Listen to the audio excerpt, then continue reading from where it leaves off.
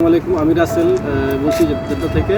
আজকে আমি একজন প্রবাসী ভাই হচ্ছে কি উনি বলেতে কাজ করে, তার কিছু প্রবাস সম্পর্কে কিছু জিনিস আইডিয়া নেব।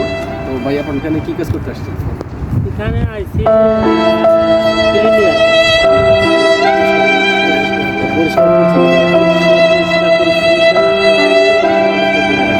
আপনি তো মনে করেন আসছেন, আসার পরে যে নতুন যারা আসবে, হ্যাঁ, সৌদি আরবে এখন সার্বিক পরিস্থিতি, হ্যাঁ, মনে করেন এখন সার্বিক পরিস্থিতি আপনি একটু বলবেন যে আসলে যে কি শুধু বিদেশ বিদেশ জিনিসটা আসলে কি, হ্যাঁ, আপনি আপনার মুখে শুনতে চান।